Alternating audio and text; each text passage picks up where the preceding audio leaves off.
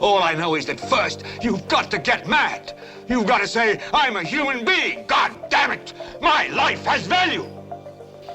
So, I want you to get up now. I want all of you to get up out of your chairs. I want you to get up right now and go to the window, open it, and stick your head out and yell, I'm as mad as hell, and I'm not going to take this anymore. Hi guys, Gillian Leivers here, just checking in with you. You all know me, the man fighting the grave miscarriage of justice. Don't flinch. We're pulling the curtain back on the injustice on the Greenfeeds case, where verdicts were handed down, but justice was not served. So buckle up. This isn't just a broadcast, it's a reckoning. This is a case of a grievous injustice, and we want to understand how things went so wrong. Listen in every Saturday between 12 and 2 p.m. and hear how the story unfolds. You'll be blown away by its content. Only on Dreamcatcher Radio. You want answers? I think I'm entitled. You want answers? I want the truth! Okay, so welcome back to Dreamcatcher Radio. I've got with me Ian. Say hello, Ian. Hi, good afternoon. So there's just the two of us, I'm afraid. We've got rid of Brad. So just the two of us. And I know we said we were going to, the last episode, 19, was rounding off Robin Neve, but we lied about that. And this one is about Robin Neve. This will be the last one about Robin Neve, but nobody knows more about this guy than Ian. So we decided that because our knowledge was limited, Brad and I, that we'd get Ian on and listen to his side of the story.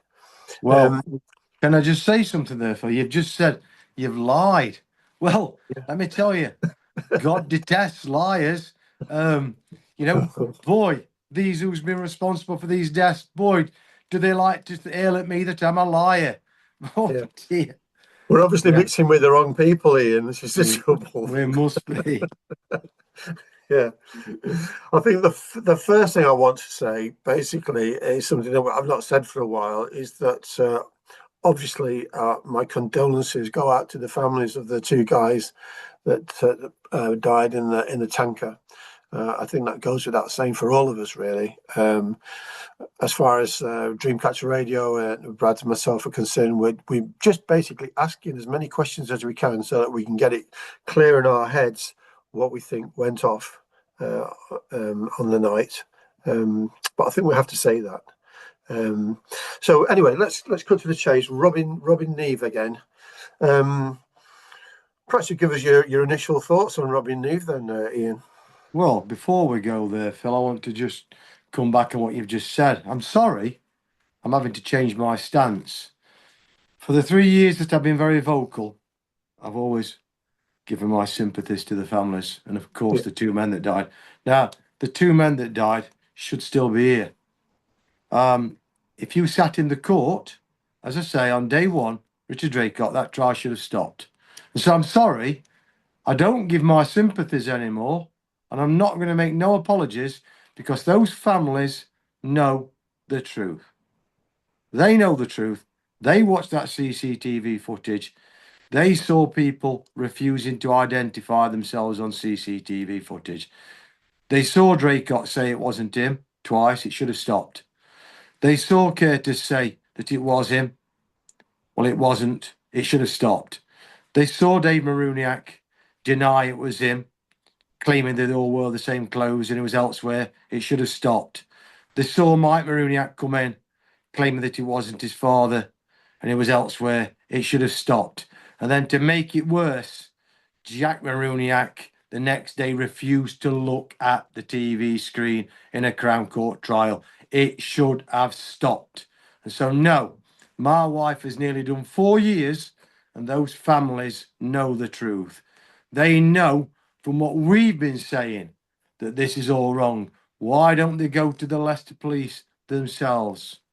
Why aren't they accusing me of harassment or malicious communications if I've been lying? It's 3 years on, Phil, and we're no further forward. So I'm sorry, I don't apologise no more. No, well, that's entirely your choice, mate. I personally did want to pass on my condolences to the family, so let's agree to disagree on that one, eh? It's fine. Robin Neve, then. What's your take on Robin Neve? Well, as I've said all along, and what happens when you are falsely accused, you do suffer mentally. Your memory is all over. What I remembered from Robin Neve was I couldn't believe that the trial continued after that debacle, if you can call it that. What happened with him? You've read out now the prosecution barrister, what he said to him, and Neve's replies. Jim Agros, when he took over, Jim Agros actually, if you recall back, even John Harris didn't really mention Gillian. Jim Agros, it was all Gillian. You know, Gillian told you this. Why didn't Jim Agros mention my only co-director, Lance Leivers? Why was it that Jim Agros didn't meet Lance until the night before Lance should have given evidence in the trial? What happened to the 5 years preparing for this trial? So he met him the night before and he refused Lance to give evidence. So you didn't hear Jim Agros when he's cross-examining Neve mentioning Lance, and then he refused him to give evidence. So, you know, it was a debacle. Jim Agros, I noticed on quite a few parts, which I've left your voicemails on our group chat, where Lance should have been mentioned, or I should have been mentioned. He didn't. He kept it to Gillian Leivers. Then Dominic Kay, when he picked it up, he went along, and we've heard it so far. We haven't got to Stuart Brown yet when he's on the stand. Dominic Kay picked it up along the lines of that it was wrong to go into tankers, but he was protecting his client, Stuart Brown. Wait till you get to Stuart Brown, because the narrative changes again. They do another big U-turn. And so, yeah, I picked up quite a lot listening to the two last episodes. So I'm just going to stick to it. It was a complete debacle, but you tell me. Yeah, I sort of, unfortunately, I've actually looked at Stuart Brown's statement, and I'm still sitting on the floor, mate, I think. Yeah, Neve's still sitting on the floor with that one. But anyway, let's come back to Robin. I got the impression that Robin had been given his opinion, basically, right from the get-go. And bear in mind, we're actually talking about the prosecution's probable prime witness, really. I can't think of anybody else that they brought that was as damning as this one. Damn. Can you? Yeah, no, it was the star witness, and as you say, I said it all along. He was the one that was damning. He was the one that put Gillian in jail, and it just goes to show, doesn't it? If this is how our judiciary system works, and we had 12 jurors there, and they listened to that, and they didn't have no questions with that. You know, there was one point that, as I've said all along, I forget which point it was because there was so many that was so wrong. But there was one point you could hear a pin drop in that court, and I thought, no, surely the judge is going to say this is ridiculous, and he was going to stop the trial. But they didn't. They let it roll on. It was crazy. Yeah, I mean, in the whole of the cross-examination, if you can call it cross-examination, they didn't go very deep at all, did they? Well, they sort of went along. You know, they sort of read out what Robin said to him, asked him to confirm it, as you said, yes or no, and not elaborate, and come out with these very vague, non-committal answers, and then let that stay. You know, so it was like reading from a book. They wanted Robin to say parts from the book which he wanted to get out there, and that was it. They let it stay. They didn't do any cross-examination. I would have done better myself. It's also, I mean, there was one or two times in going through that evidence, and I'm thinking to yourself, he's actually leading the witness here. He's actually suggesting, well, didn't Gillian Leivers say this, or didn't Gillian Leivers do that, or was Gillian Leivers present? And you think, you're leading the witness there, mate. You're putting words in his mouth, And I always thought that was not allowed in court, basically, leading the witness. That, the other barrister would normally be on their feet going, beg to differ, my lord, you're leading the witness, you have to strike that from the record. But it didn't happen in this case, did it? Well, there was none of it, Phil, was there? It was my first time in a Crown Court trial. And as you say, when John Harrison was taking Robin Neve's evidence in chief, where was the other barristers to object to any part of it? Jim Agros objected to nothing, with other people on the stand too. When Gillian was on the stand, Jim Agros put the same question to her at least a dozen times, and I knocked on the window and put one of the little stickers over to ask them to stop him asking. And it was passed up to Jim Agros, and he actually had his head in his hand, turning away from Gillian, almost towards the jury that way. And then he jumped up when this was passed to him. Well, why did it take me, a layman, to make him realise that this was wrong and to stop him? As I said, Phil, Jim Agros turned up with no preparation for the trial after 5 years. When I came out of jail in 2023, I was in communications with the solicitors from Kennedy's Law, and they got a senior partner involved, Danny McShee. And I asked for that preparation. And the reply I got to that was, there is no preparation to share with you, Ian, but this is no admission of guilt. Well, what was it then? That sounds crazy, doesn't it? Yeah, it's all true. I mean, as far as I can see, Robin Neve sort of left the business before the incident happened, because he was being bullied and blah blah blah, and having doctor's notes and stuff like that. Yet, this guy who had a very, very bad memory, by the way, he couldn't remember anything, could he? He couldn't remember having said this, that, or the other, or it was just very strange, really. How on earth did he end up back in court? Because this guy didn't even want anybody coming to his door, did he? No, it was crazy, really, because as you and Brad covered, we had a call into the office in September 2016, and both Gillian and I were there, and Alex put Robin's mum over to Gillian, as you covered, and she said that it was being bullied, and Gillian asked, who Mrs. Neve, and she said they know who they are, those in the yard. And that's when she had Dave and Mike up, and they flatly denied it. And his doctor's notes, they just corroborate that it was people in the yard. And his letter, email to Gillian saying, send the Peter, he didn't want nobody coming from the yard to his house. Well, he lives in Grantham, near the Marooniacs. We live the opposite direction. It was all strange, and it's obvious that they were bullying him. How many people did he work with, Ian? Closer to it, he had Mike Marooniak, obviously. I mean, in the yard at that time, Phil, when he first arrived, there would be Dave and Mike Marooniak, Robin. I think Gavin actually came later, and Nathan only just started. There was only them three at times.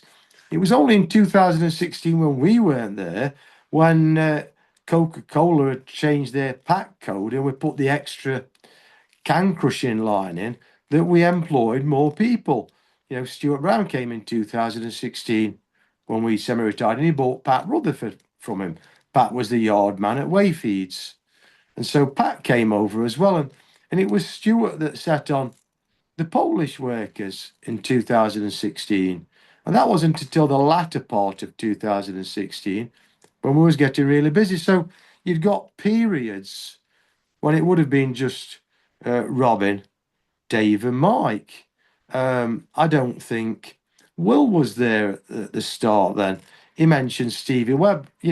We've just had pop up yesterday the photograph with Robin Neve out the back there, wrapped in cling film, cling wrap. Oh yeah, yeah. Outrageous. Mike Maruniak's come on social media, and his first message was Lance did it.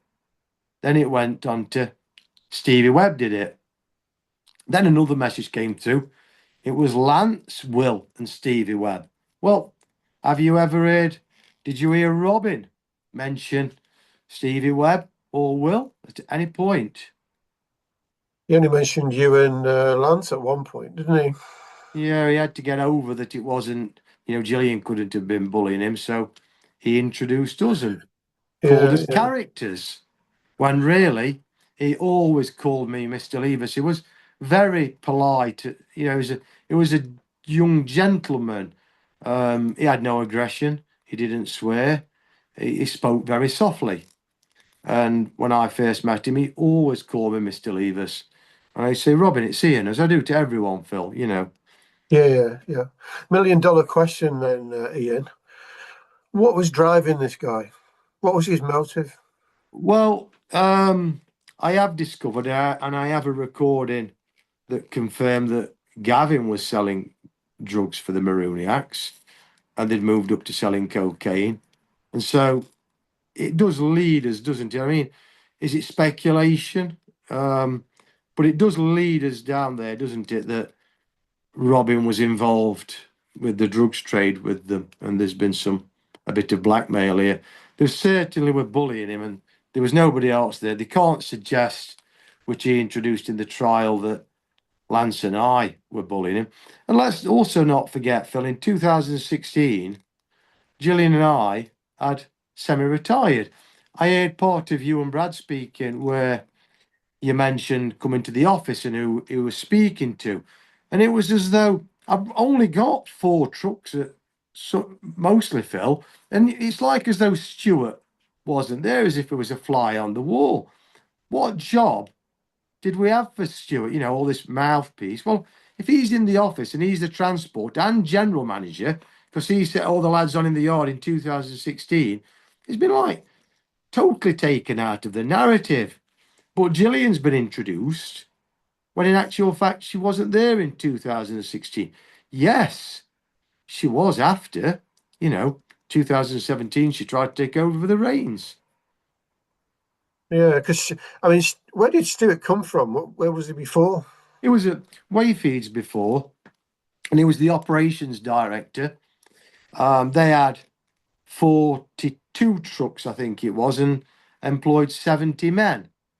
And Stuart was the operations director. He built the business along with Stuart Bridge. When Stuart went there to work for Stuart Bridge, the owner, I think Stuart Bridge might have had 10 trucks. So over, I think it was the 16, 17 years it was there, or thereabouts, they did build the business considerably. And it was Stuart Brown that was the driving factor. It was always looking to expand their business. When I'd go to my yard on a Saturday, I always knew on a Saturday that Stuart was in the office at Wayfeeds and there'd be nobody else there. And we used to chat for hours about tankers. It was Stuart Brown that suggested to me to open up the footwell to go to the pumps. The bigger pipe that you go into the pump, it's more back pressure. And so that's what Tim Walker did when he came on board. And so when Stuart Brown sold his business, I think it was in 2015, I learned through our mutual friend Steve Fletcher, the director at Keltrucks, where we both got our Scanias from, that Stuart was available. And I met with him and, I set him on and that was that. So I set him on to help Lance build my business, our business. That was the purpose. But when you listen to it, especially Neve, it's taken Stuart more or less tried to take him. It was outrageous, Phil, wasn't it? To suggest that he was a mouthpiece for Gillian.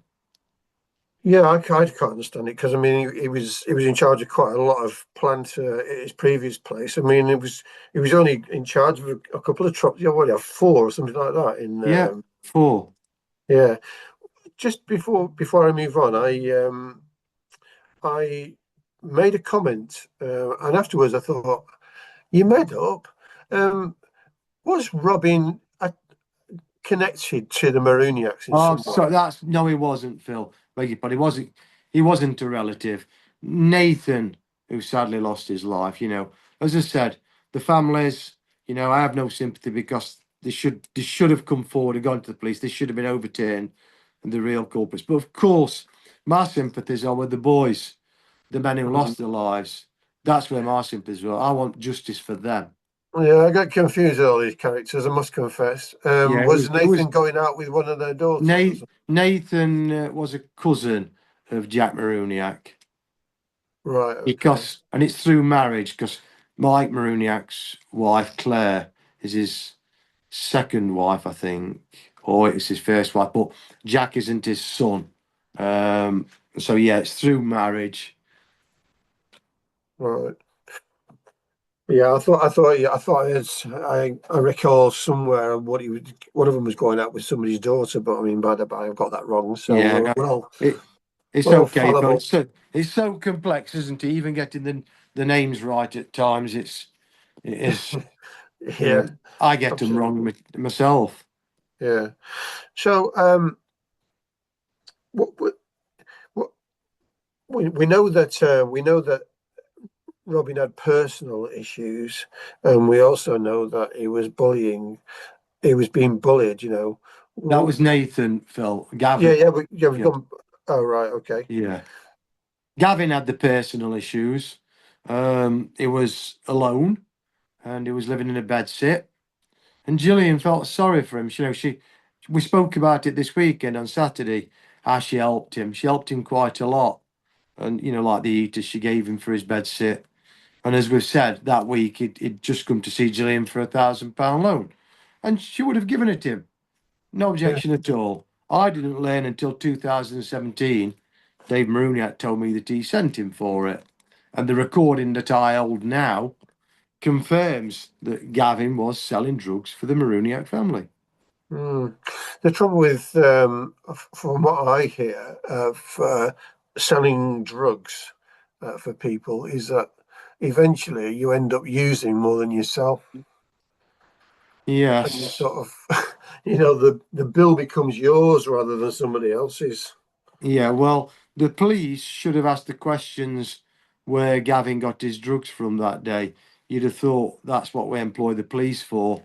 And that you'd have thought that would have been one of the first questions, as I pointed out to Kirsty Iqbal when she collected the hard drive. All the evidence was on the CCTV. Stuart Brown and Laura, they filmed it. We've got this evidence now. They went over to the log cabin when the day Kirsty Iqbal was coming to collect the hard drive, the 4th of January 2017, because they knew something was wrong and people don't go into tankers. Otherwise, Stuart wouldn't have gone over and looked.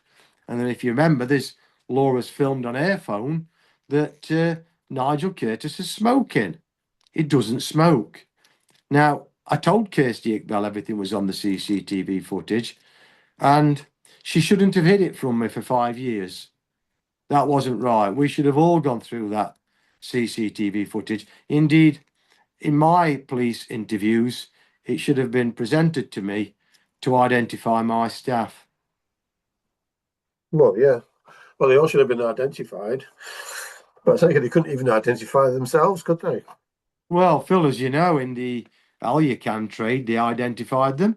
They put even West Midlands Police even put their watermark on that CCTV footage, didn't they? And Harrowing Music, and exactly the same in the Timmins Waste incident. Yeah. They labelled everyone correctly. They put their watermark on the CCTV footage, and Harrowing Music and used it in the trial. Of course they did. When have you ever known the police don't use CCTV footage? Well, it's ideal, isn't it? Well, it was ideal, but I think nowadays, in the advent of AI, there's obviously it's crawling into a grey area now, isn't it? Unfortunately, I don't know. Surely the police have the technology. They've got the CCTV. Surely, we're not going to accuse the police of, or they do, altering the footage with AI. Mine's still there. Yeah. Sci-Fi retrieved the footage. It was Yeah, well, I know forensic. the chief constable of Birmingham. I mean, he fell foul of AI, didn't he, recently? Yeah, With the Aston Villa. sure. We know that there's companies out there like Sci-Fi Forensics who have the technology to confirm whether it's AI or not. But before you move on, Phil, there was something else I picked out from listening to the episode where you're going through Robin Neve, and it was the part where Dominic Kay's speaking to him, and he says this, and he mentions something about Stuart Brown retiring and something happening after that. Well, Stuart Brown didn't retire. From when I set him up, when Robin was there, it was there in the entirety from March, and I didn't finish Stuart until spring, I think it was May time, 2017. And so Dominic Kay intentionally misled there. Hmm. What's what's your take on this revolt? You know, where the unnamed people went to the office because he can't remember who it was, and then he can remember who it was, and then what do you reckon to that? Well, this revolt, Phil, has been mentioned by different people, hasn't it? If you remember, Nigel Curtis mentioned a revolt. Now, Nigel Curtis had also forgot that there was a revolt. His first police statement says that he thought the men had fallen into the tanker and he'd never seen this before. But then he suddenly remembered, I think it was 9 months later, volunteered and went to the police and said that he'd had a revolt and he'd come. It was he who come to the office with Robin Neve, and they saw Aaron Shelley and asked for breathing apparatus, and Aaron Shelley gave him a dust mask.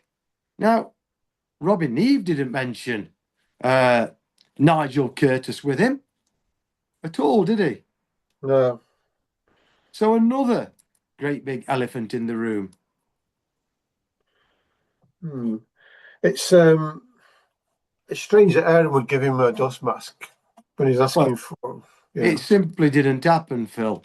And Right. it's a big main office. Stuart Brown sits opposite Aaron Shelley.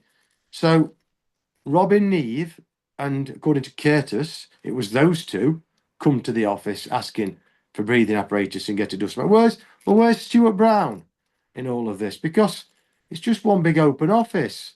You know, fly on the wall again.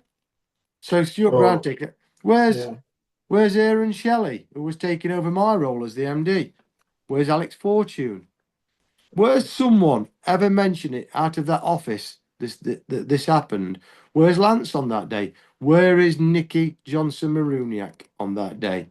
It appears whoever's telling the story just wants to put that one person there as if it's one little office. You knock on the door and come in. No, it's a big open communal office. Surely, but everybody's gets amnesia. You've got Curtis couldn't remember it till 9-10 months later. I think it was September he went to the police. It happened in December, so 10 months later. You've got Robin Neve, can't quite remember who it was. 1 minute it's him and Mike, then David would have his input, and how long were they there? Because it made it sound like a right saga, didn't it? And the bit was crossed out where apparently Gillian rang me. And I came down, as I say, I wrote this in emails. They made it sound from like where? from where? From where, Phil? You know, where did she rang me? And you know, I came down like the Sweeney. You remember Sweeney? It was dust, and I come swinging through the doors and went into the kitchen and dressed them down and made them go into tankers. Tell me you slid over the bonnet. Tell me you slid over the bonnet, please. Oh, there you go. Yeah, that was the one. Can you imagine? Yeah. All Starsky and Hutch, they went over the bonnet quite a lot, didn't they? You know, Baldy and Doyle, another one, you know, went flying into the kitchen. Oh my God, what were the... I need a song off you, mate. We're going to have to go for a break now. Have you got a song in your head? Well, I have actually, because with all this happening, Phil, I do need Gillian home and we do need an holiday. So let's go for Green Day Holiday. Green Day Holiday. Okay, let's go for a break.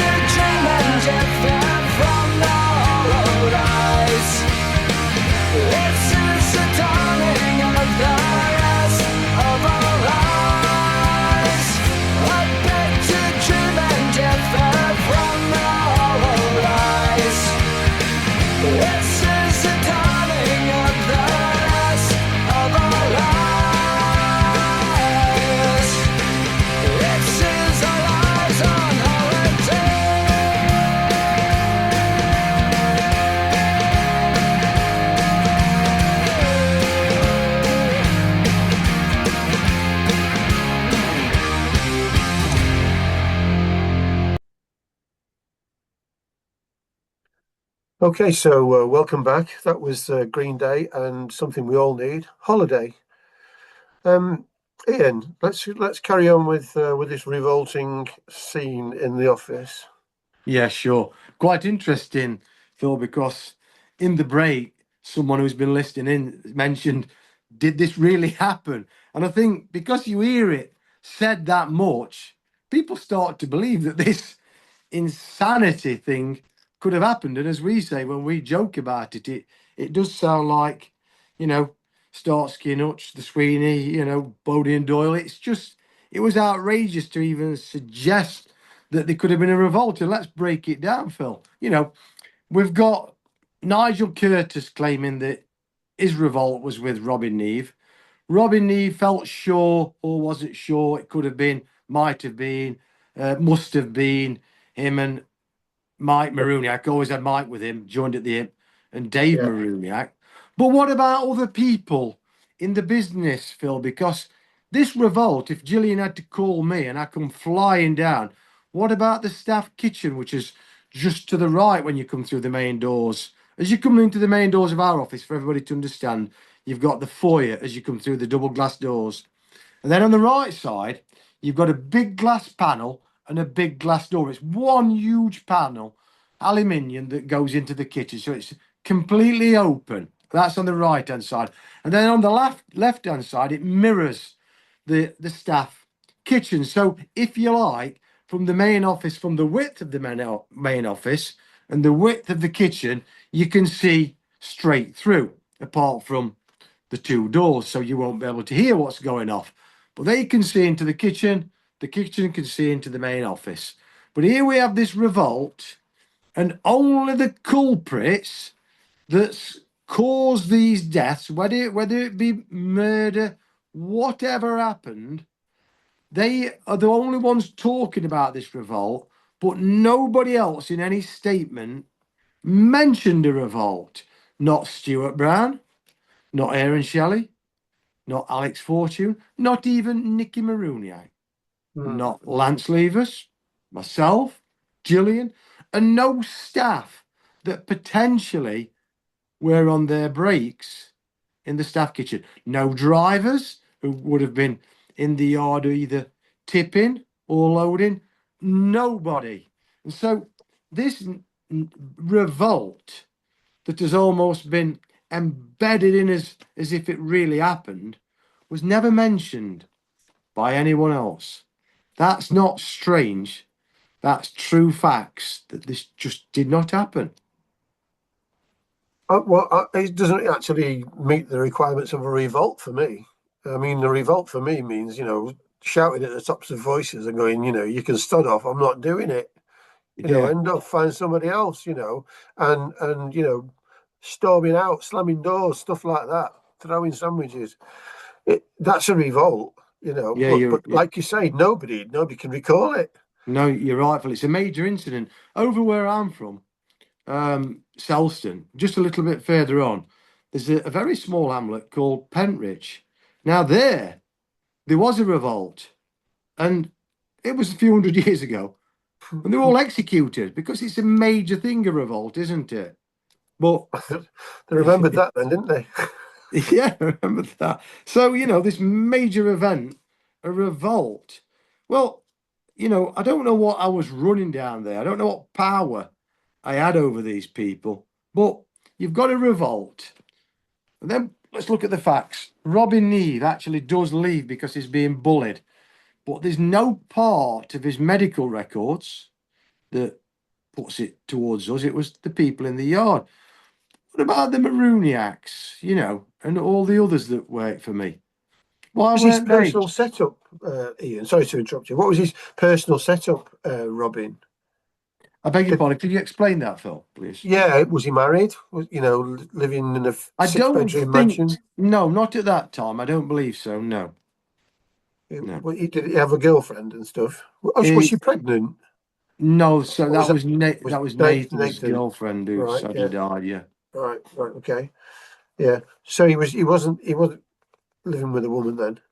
I'm not sure. I don't know his personal life, Phil. You know, I didn't go into that. Gillian would know more because whenever she was in the office, staff would come and have a coffee with her. You know, she'd go and sit with them. We know one thing: he had no money, did he? No, he had no money because Gillian was taking it off him. But the payroll doesn't mirror that. The payroll matched that he had every single penny. And Aaron Shelley did the accounts. Where was Aaron Shelley in this trial? Where was Stuart Brown in the revolt? Because I'm telling you now, if I was in his shoes, so I'm responsible for these trucks and I'm responsible to get them loaded and out again. What you don't want is a revolt by the staff saying we're not going to do this, not going to do that, we're going to do the other, because he's going to have the pinch point, as we've always said in the past, was a truck sat in the mixing shed. You Yeah. know, you couldn't afford to have them sitting there too long, could you? They needed to Oh, be in, loaded, and out. yeah. Well, look, Perry Cartwright, who drove, as we say, the roll-on roll-off truck on nights, and he went around the country to blue chip companies, bringing in products in the skip. And then there's that fella who's not worth mentioning, who drove on days. Let me tell you, their Scania, and I purchased the best for them, Scania V8. They had a 520. That truck never stopped. In the 3 years, it did 1,000,000 kilometres. Now, you imagine a lorry reversed into the mixing shed. You've got a revolt on your hands. Robin Neve up at the office, it joined at hip with Mike Maruniak doing everything together. Then Dave Maruniak coming taking his part and going back down, doing a bit of mixing. Well, they couldn't mix, could they? You've got a lorry stuck in the mixing shed. There's a revolt. Nothing's working. Then you've got that individual who works on days, comes in, needs to get his skip tipped because he needs to go and collect the afternoon collection from Lawrence, because I think we was collecting 2 skips a day from there. And if you didn't go up the road there to Newark, Phil, and get that skip exchanged, that factory would come to a standstill. That Yeah, is a true fact. it was And so, virtually a just-in-time process, wasn't it? Really? yes, You know, mate. it was. Yeah. And we've all heard, Phil, that baby whose name's not worth mentioning, Hunt. Well, we'll mention it. Hunt. You know, you've seen his attitude. Can you imagine if there was a lorry reversed in the mixer shed? And out of all this, what is this twiffle is coming out this past few weeks, claiming he's going to the police, where I'm begging him to go to the police. They're waiting for him. He's never mentioned this revolt. So surely he would have known about this revolt. But it's not come out even the blurb he's come out with, has it? About a revolt. Is this the guy that left sight crying? Is that the one? Yeah, the very same one. I'm not joking. The speed they claim I came down that yard to quash this revolt, this rebellion, I can confirm this, and this will be supported by other witnesses. The speed he went up the drive was like something off Wacky Races. Oh, mate, Speedy Gonzalez couldn't have gone the speed he went up there in his car. There was dust behind it. There was tumbleweeds flying into the field. He'd gone. And then I had to go and find him. And he was crying, blubbering. Go to a cafe with him, buy him a coffee, tell him I loved him, tell him Perry'd be all right and he won't get upset if he's a bit late again, and bring him back down the yard. And he'd come back down, cowering with his tail between his legs. They're the true facts. Good grief. What a character. What a character. Yeah, we need him on the radio, Phil. We do need to hear from him. You know, yeah, we could do a bit of comedy. Oh, it would be comedy. Well, I know it's not to be talked about because it's not part of the case, but I don't know what his history is. Is he telling us that he did history at school? Did he do about the Tudors? Because I don't know why in this message that you know about my history. Not worth talking about. Well, anyway, we're digressing onto someone that's not worth talking about. So yeah, coming back to the revolt, it's funny that he's never mentioned. I'll tell you what he'll do now, Phil. He's ever so clever. He's going to start mentioning this revolt now, saying, yeah, I came in the yard and there was a lorry reversed in the mixing shed. Dave couldn't mix for the next lorry. Then you'd got, let's say, at the time, I forget him, Thingy Evans. No, I forget, my mind's gone. Another person coming. Let's say Paul Marshall was there. Paul's coming out. We all know what Paul was like. Let's say it was a few years before when Paul was there. Now, Paul wanted his load getting on the truck so he could go back out because he would stay out, he'd work out all week, to get his loads done to finish by Friday lunch. So let's just say it's Thursday lunch. Paul's coming in. He wants his load for the afternoon to get off to, say, down to Bournemouth. But Dave Maruniak can't do no mixing because we've got a tanker firmly plonked in the middle of the kitchen, the mixing shed, so he can't mix. So Paul's pulling his hair out, so he's going to be involved in the revolt. And then We get another lorry coming in. Let's just say that other one. We've got Tim Corcoran now, who used to be the transport foreman. He's rolled in and he stays out. He works 4 on, 4 off. So he does 4 days on, 4 days off. Now he keeps rolling and he wants a load behind Paul. But again, we've got to revolt. A tanker stuck in the middle of the mixing shed. My God, Phil, how did I run a business? But then... Well, it wouldn't have been a successful business if it kept getting stopped because of bloody trucks that were having trouble. But we'll come on to that in a minute, actually, Ian. I want to talk to you about that.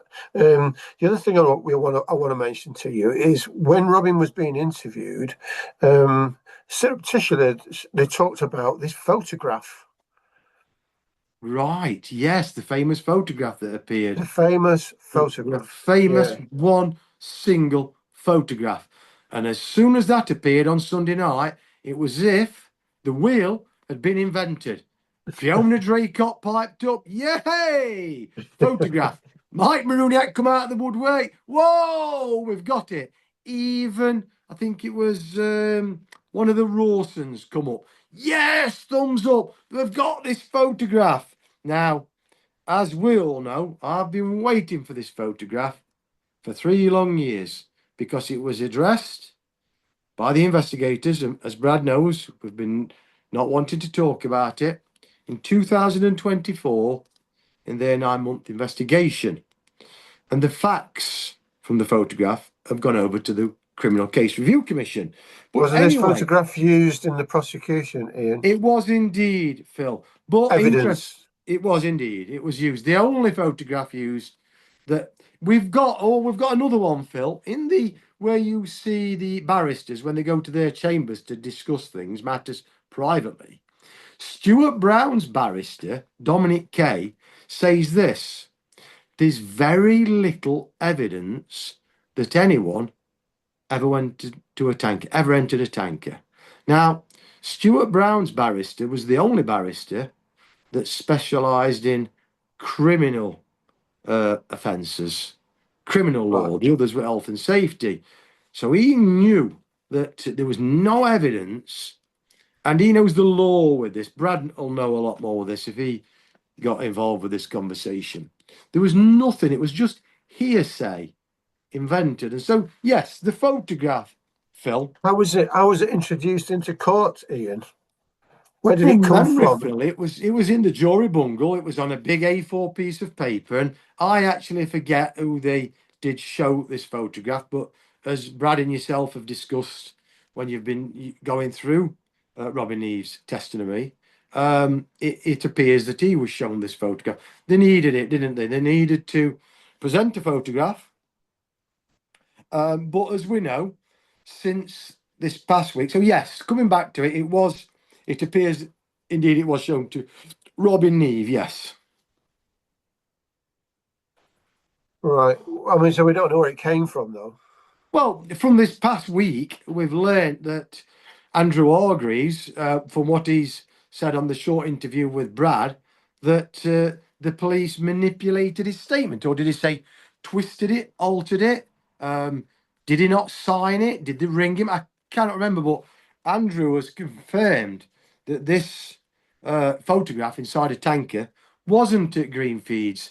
I thought when I saw it that it was orchestrated, and I've said this, I've criticised Andrew, and I've said that it was inside Gordon, and this was taken round at Pete Norris's field when I took the tanker around there after the death, because the police weren't interested in the tanker.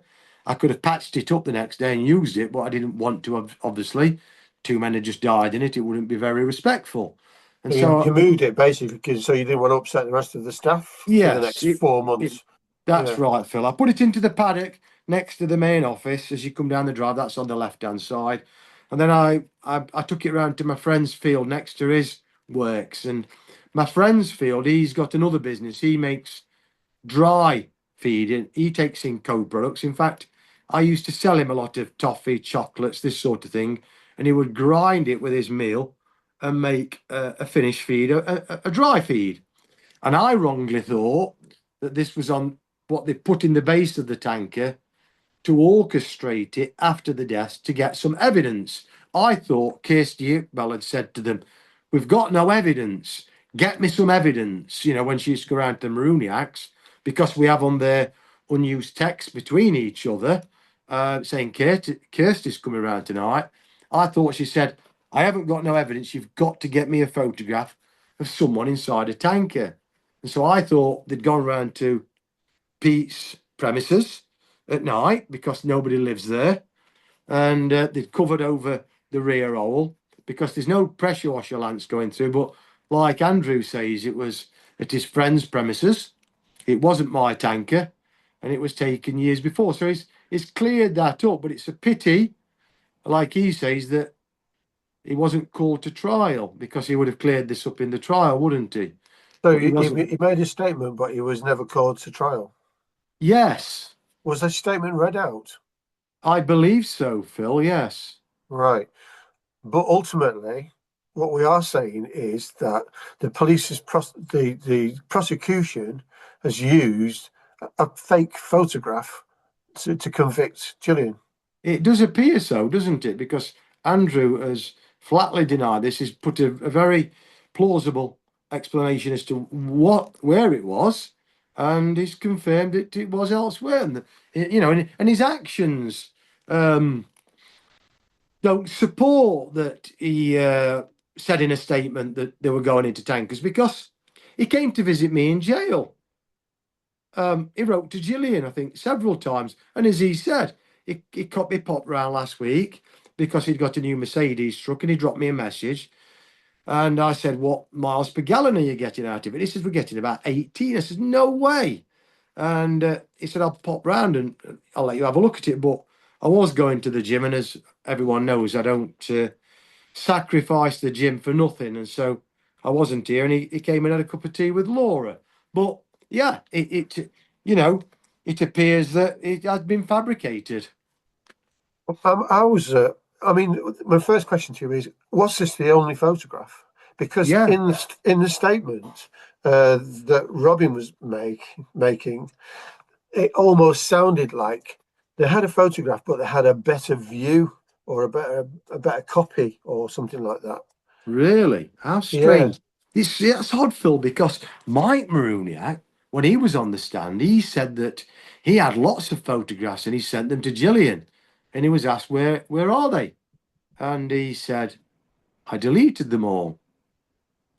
Now, that brings me to something else, Phil. When Brad and yourself was discussing Robin Neves, didn't he say something about some text, but they got that there was something said, and the police should have had these texts. But I never saw. Yeah. Yeah, he said he showed them to the police, didn't he? And then denied actually having had him. Yeah. That's great. Weren't it texts, threatening texts, apparently, from Gillian? Yeah, they were. Yeah, they were. Yeah, or from you. Yeah. Oh, that's right. I knew it was one of us, but he said he's shown them to the police. Well, Yeah. why weren't they shown to us? If these were something very significant, that I'm threatening someone, what would that offence be, Phil? Am I harassing? What offence would I be? All kinds of things. It The would thing be- is, though, if this was true, like you say, why haven't we seen them? Where are they? Yeah, that's what I'm coming to, Phil. Firstly, I believe that it would be another offence, and I'd have thought I would have been charged with a criminal offence. And yes, where were they? Why weren't they used in the trial to support something so damning that we are threatening this man via text messages? But the police never produced any of those texts. That's not strange. That's corruption, surely. Why is the barrister talking about it? I mean, if they don't exist, why is he talking about it? It just doesn't make any sense at all. Doesn't, does it? It Well, sounds it to begs me. the question. It begs the question why your barrister didn't say, "Well, let's have a look at them then. Show them to me." Yeah, you'd have thought that would have been mass for a barrister. So, the money they're so intelligent, these barristers, aren't they? You do whenever I see them, you're in awe of them. And when they speak, you cower. But Yeah, here we yeah. got Robin Neave running rings around these barristers. Now, let me just think, how many barristers did we have defending us there? So we have my personal barrister, Malcolm Galloway, who you never Said discuss. no. Yeah, I said no. Then you've got Dominic Case, Stuart's barrister. You've got Gillian's personal barrister, Jim Agros. You've got Mark Ballish.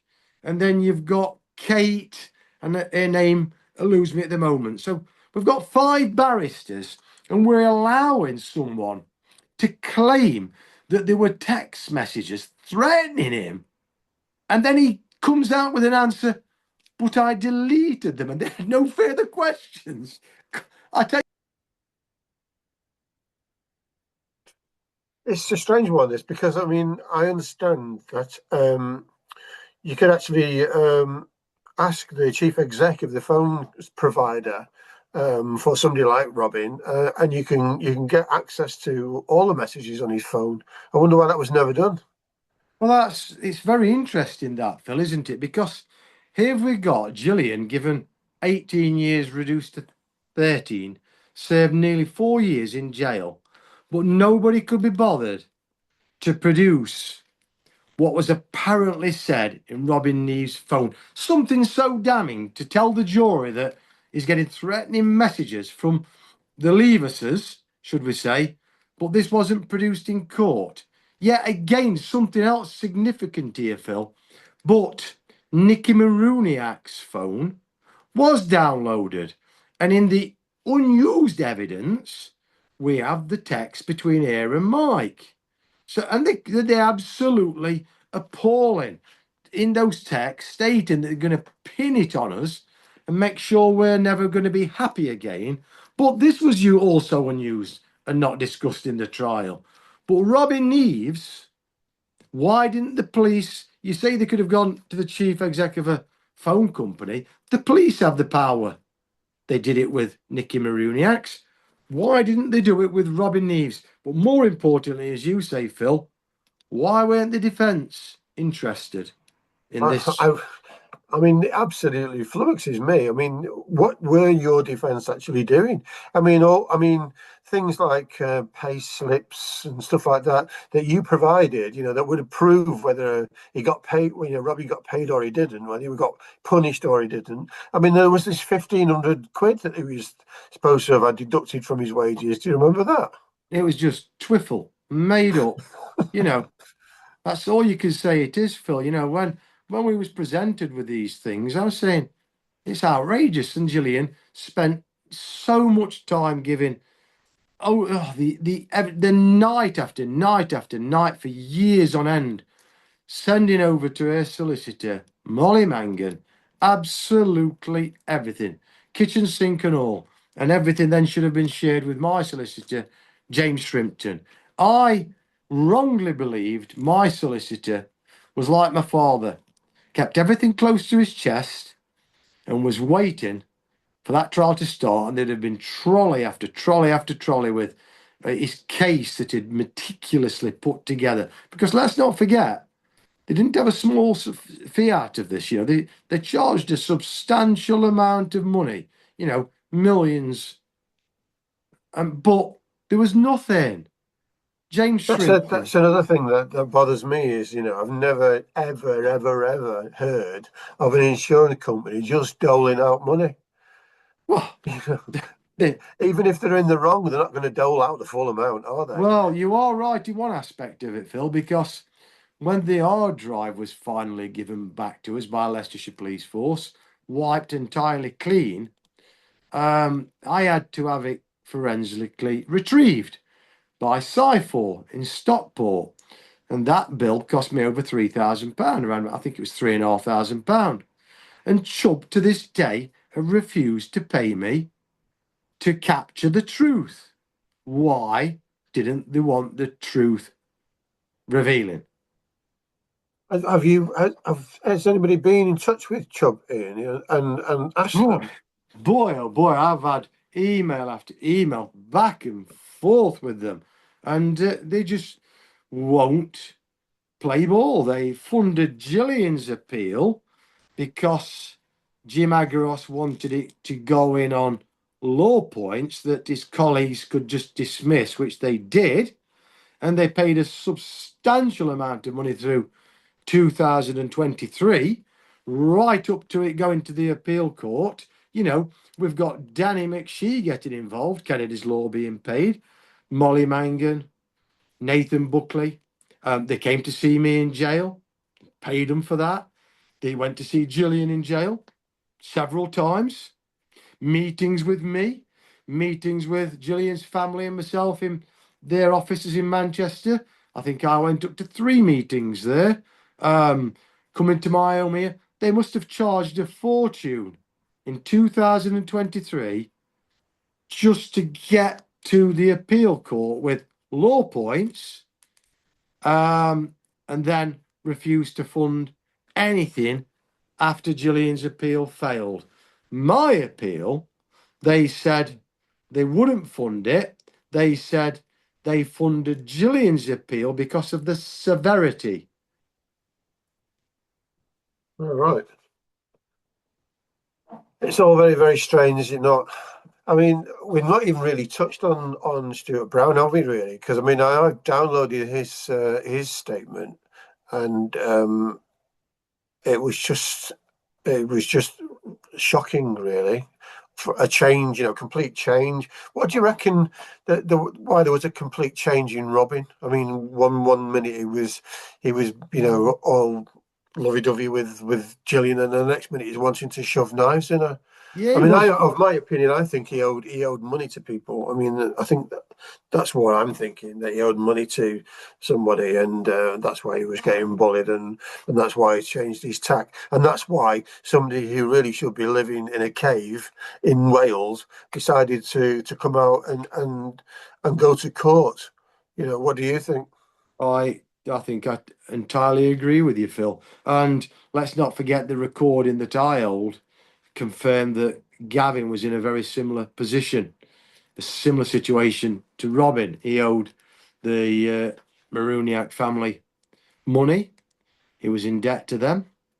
And I think he suffered the same fate. Yeah, I think Robin Neve has been severely got at because he was so kind, all the way through. Jill, in fact, when this happened, we told the solicitors, get in touch with Robin because he worked there on the yard. Speak to Robin. He will confirm that nobody ever went into a tanker. And then, boom, it come through like a nuclear bomb, as if Hiroshima, as if everywhere was flattened. It put us into shock when his statement came through in January. Yeah, it blew us away. Lance couldn't believe it also because he got on so well with Lance as well. Nobody could who worked for us. The people who worked in the yard, such as Will was there working for us, Will Murray, he got on well with Robin, everybody did. And then all of a sudden, this change, and it's the same with this fellow Hunt last week. The Times has been around to the cottage. He used to come around here every single week to have a coffee with Caroline when she would come here. Caroline was at my mum's 90th birthday yesterday, and Laura had been telling her what's happened with him over this last week, and she was gobsmacked. She used to bring her dog with her when she come here, and she'd go down the lane here towards the church, and Steve would come down, and he was always asking how we were, saying he's going to write to Gillian, and it's all wrong. Gillian has done nothing wrong. She's a lovely person. She couldn't do enough. She'd helped him many times as well. So a complete change. It makes you wonder if he's been got at, doesn't it? Yeah, I'd love to know what he's doing now. I really would. I'd like to know what his state of mind is, because at the end of the day, this is down to him. Robin Eve, yeah, I believe it's all down to him, because the others that, you've got people like Richard Draycott, never mentioned Gillian asking him to get Nathan in a tanker. Claimed in his statement that he definitely wasn't her that said anything to him. It was Stuart Brown. Yeah. It was Robin. And I think even the other one, Draycott, I think he said the same. Curtis, sorry, yeah. Curtis said the same, I think. Yeah, I'll have to check Curtis. that. But I think he Yeah, did. Curtis, well, he was down at his lorry, so I don't think it was involved, but he said in his statement on the night that he'd never seen anyone in a tanker before and thought they'd fallen in. And Stuart Brown, he said the same as well. He said Gillian never said anything to Yeah. direct to anybody. Yeah. But anyway, look, we're going to have to wrap it up, I'm afraid, Ian. It's problem. been great. Thanks very much for coming on. Thank you for Thanks having very me. much for your input. As usual, it's been great. And hopefully we'll be able to see Gillian free as soon as. Have you got a finishing song? Yeah, okay then. So shall we go for Suede? She still leads me on. Okay. Thanks very much indeed. Swathe, she still leads me on. Thanks, Phil. Dreamcatcher Radio. Dreamcatcher Radio is about capturing and creating dreams through music, chat, and debate. Empowering expression, enriching society. A go-to place for unsigned musical talent. A radio station which listens to its audience. Free speech, vibrant, engaging. Stream worldwide 24/7. Events, competitions, promotions. Always keen to have a listening ear. Contact us. hello@dreamcatcherradio.com. Dreamcatcher Radio.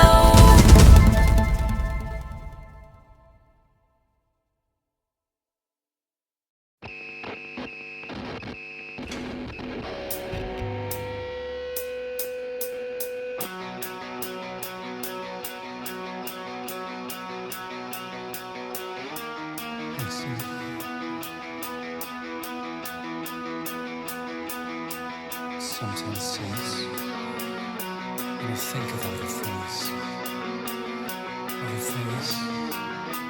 think about our skin. When I think of all the